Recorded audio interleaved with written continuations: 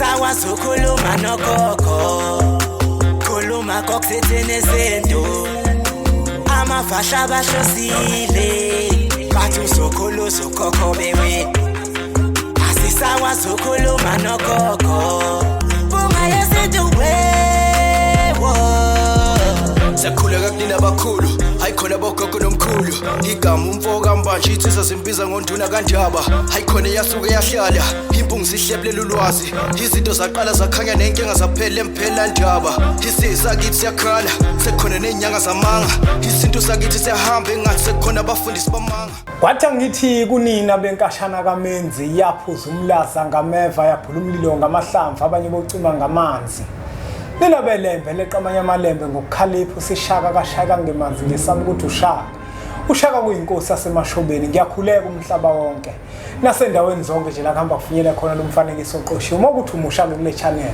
ibizo lami ngumlekeleli umfoka mbanjwa impunga yesintu umshana wakofuze fulele omashiya amahla ngathi azoshumayela ngumzukulu kaMdumo igabeni mabanga likaThumbula tshatatsha utshatatsha kaPheshe uPheshe kaMaguyane uMaguyane kaVaphi uVaphi kaNokhonjo angihambi ke ngedwa namuhla ngihamba nomnewethu uManzini Khesa angikubingelele ngikwamukele mnewethu ku channel ethe enkulu impunga yesintu TV sibonga kwamukeleke ekhaya baba ake simkhumbuze uManzini umbukele ukuthi masikhuluma ngoManzini sikhuluma ngobani lokhu ngikusho ngoba ababukeli bempunga yesintu abawo 5 ngabagcina namhlanje lo 60,000 Nkosi yami kusasa bazobe sebo 70,000 Nkosi yami kunabantu abasha insuku zonke abafikayo basubscribe ngokubona ukuthi la kule channel balithola ulwazi olubakhayo nabantu abanalo iqiniso ngokubalekelela ngokubelapha Nkosi yami asimkhumbuzeke umbukelo ukuthi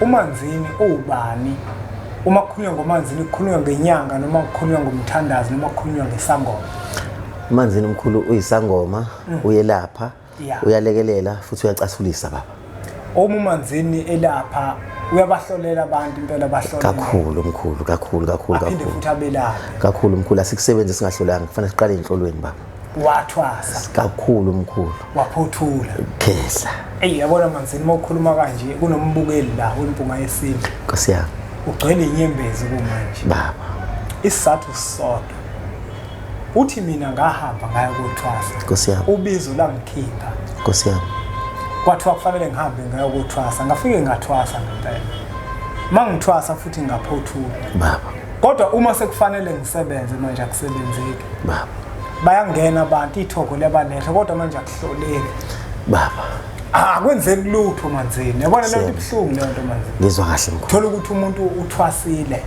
waphothula kodwa manje akasebenzi baba yini Manzini esukidala lokho mhlawumbe mangathiwa nje lento umnewethu sike siyijulele nje siyibuke mhlawumbe ukuthi yini engabangela lokho ukuthi isangoma sehlupheke kangaka senza into abantu abadala mina ngabona Manzini ngidla ukuhamba logogo nabantwana yebo hey kwakuthiwa insuku asibo 7 yebo ingasho ngathi ingeke mina ngikwazi ukuyimela lena ayabanda amanzi ekseni ebusika ubusika nje manje uma kuphela uJuly hey yabanda awucabangeke ngizohlala ephehlweni kodwa manje uma sengiqedile futhi angisasebenzi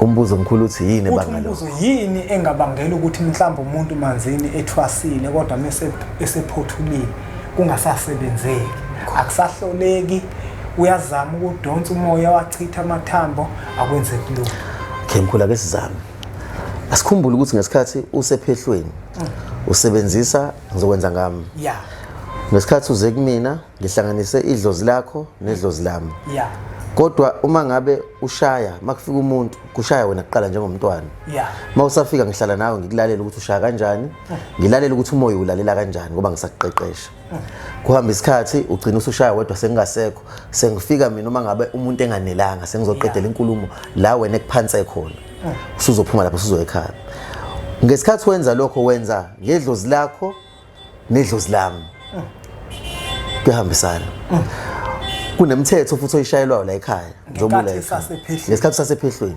kunemthetho oyishayelwayo la ekhaya nokugadeka la ekhaya ugadekile njengoba uphakathi kwaleli ekhaya mawuphuma uhamba usuye ekhaya ngaphambi kokuthi ngikushiye ngiba nesiqiniseko sokuthi lento obukade uyenza ekhaya uyakwazi ukuyenza la ekhaya.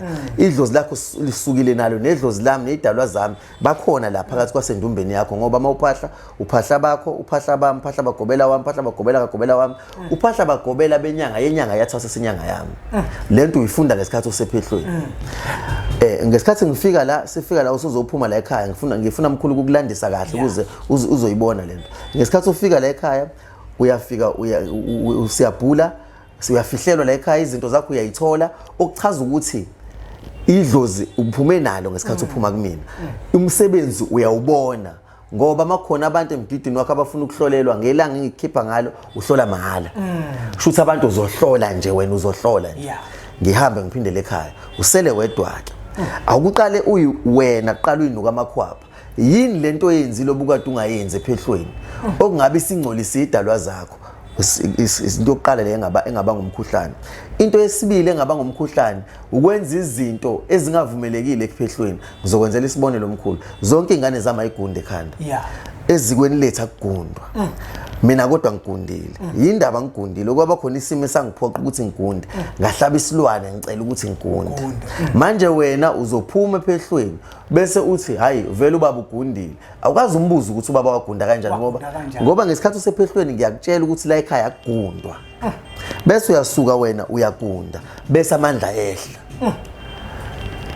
Indlela yesibili. Indlela yesithathu omkhulu engiyaye ngizwe ishiwa abantu. Angifuni ukuyiqinisa ngoba yenziwanga kumina. Eyokuthi ugobela kuvale. Angifuni ukuyiqinisa omkhulu ngoba yenziwanga kumina. Eyaminyanga nezingane zami zonke ziyasebenza. Nami ngiyasebenza. Angifuni ke anginayo umuntu anginayo ingane ethi. Kodwa manje sinzwa bethu. Yebo. Ngisazobuza. Yebo mkhulu yebo ngiye ngizwe noma umuntu efikile sihlola sihlola abantu isikhathi esiningi noma ngokuyimvama abafuni ukuthatha irresponsibility angilazi igama ngalisebenzisa abafuna ukuthatha irresponsibility they don't own up to that ukuthi bona ba wrong abafuna ukuthatha ukuthi iphutha labo abafuna ukuthatha iphutheni labo ukuthi ikuphi laba benze khona iphutha bona bafuna ukukhomba umuntu bawukhombe enyangeni yabo angisho ukuthi akwenzeki nalokho ngaba futhi esinye seyizathu. Kodwa ngiyakuzwa manzini mawuthinta le yokuthi umuntu umeke ephehlweni usuke ehamba ngomthetho yonke imithetho futhi uyayigcina ngoba phela sithi isintu yathi ngahamba yadluda kodwa athi angafika manje esigodlweni sakhe aqale manje ayishintshe yonke leyamithetho manje indlela behamba ngayo akasahambi ngayo kanti ithongo lakho siyalithunta ubese. Yebo baba leso kungaba leso nje ikakhulu ngiyaye ngibone ikakhulu yilesi sizathu esenza ukuthi umuntu umsebenzi uze wonakale. Uma ngabe emkhulu umuntu esephehlweni ulandela yonke imithetho ngoba noma ngabe uhleli kahle kanjani usukukhumbula ekhaya usuke wenza sure ukuthi ngifuna ukuqeda ngiphindele ekhaya. Manje mawususekhaya umuntu uvele ayithele ngabandayo uyazi vele sengisekhaya. Qinisile manzini kodwa khona into oyithintile lapha manzini. Sike sizwe kuthiwa omunye uthola ukuthi uvaliwe. Yebo baba. Ngezizathu ezithile. Yebo baba. Asimbuke manzini ndomuntu. Nangu manzini ndomuntu lona manje yena mhlawumbe usetheme ehlona wathola ukuthi wavala. Ake sibuke kanje mkhulu. Ake sibuke kanje. Nangu umuntu uyafika siyahlola. Mangithi ngiyayibheka la inhlolo zingitshela ukuthi ingane yaphuma kodwa ubaba nomama esebehamba waphinda wahamba nalidlozi waphindela nalemuva. Uyabona ukuthi umama uyivalile leyo ngane. Izinto ezenzakalayo ke lezo. Ngoba ingane ibikade inamandla ngoba ngalesikhathi usesigodlweni sami ngenza nje ngisebenzisa idlozi lakho ukuletha abantu la ekhaya. Shuthi idlozi lami ngiyalitshela usukukhona nawe. Ngiyalitshela ukuthi ake awehlele ngezathi ngoba ngisengenzela ukuthi ngesikhathi uthwasa ubone ukuthi mawusuphuma la ekhaya uzosebenza. Angifuni uphume la ekhaya uthi yazi baba kusasebenzeki elami idlozi lihamba ngemuva ekulandela umsebenzi elami lizohamba ngemuva elakho lihambe phambili ukuze wena uzobona wena njengengane la ekhaya ukuthi idlozi lami liyasebenza. Okusho ukuthi ngamanye amazwi ugobela uyakusho ukuthi enganeni la sizosebenzisa ithongo lakho ukuthi kube yilona elibiza abantu. Yebo. Inhloso lapho ukumvezela umntwana ukuthi ngempela lento ayenzayo. Yebo baba. Yinto abantu abadala. Ukuze noma esesekhaya abone ukuthi abantu bofika ngoba liyakwazi ukubabiza. Yebo baba. Yebo baba. Yebo. Injalo indaba. Uma sekugobela mayesehamba avela angithi ke usenomona. Bese vele esuka ethi ayi ngeke. Usevuka kuba umuntu. Aphinda ahambe nalo ithonga lengane.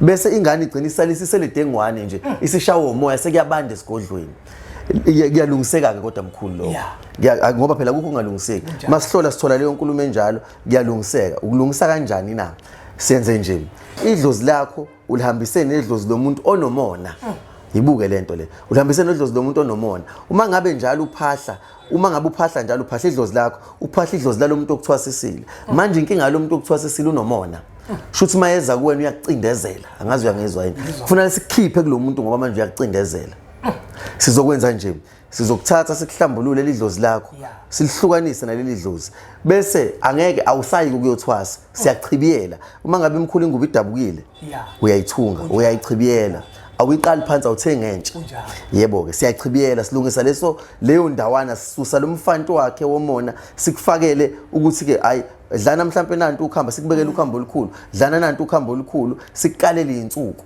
kuzoya ngokuthi ke ngesikhathi sihlola kuqhamuke kanjani kuyenzeka kube ukuthi kuzothiwa ayi woza uzodlela kumina wozodlela enyangeni mhlambe izinsuku engaka mhlambe 7 days mhlambe 14 days mhlambe inyanga ukuze ubone idlozi lakho liphinde liphakame ngoba ngisa manje leyanto kusakuthwasa hayi ngoba nakuthwasa Nkosi yami hayi kuyafana nokuthi uyathwasa kodwa awuqali phansi angithi siyachibiyela silungisa le ndawo eyonakele sichibiyele leyo ndawo eyonakele bese uyaphuma awusaphumi ngenkomo ngoba phela inkomo usuwayihlaba wena usuyaphuma ngendlela ekuzothi waphuma ngayo kodwa ngeke usaba nesisindo njengoba baba nesisindo usasephehlweni usunedlozi ke manje usunomuntu usukwazi ukuphahla idlozi lakho uphahla idlozi lomuntu onganawo umona nawe ayi manzini ngizwa kahle mne wethu ngoba lo wagobela waba nomona Nkosi yami wabe sethatha into yakho manje ngeke ukwazi ngempela ukuthi uqhubeke uphahle yebo baba ubize manje ithongo lomuntu othola ukuthi unomona nawe ngizwa kahle manzini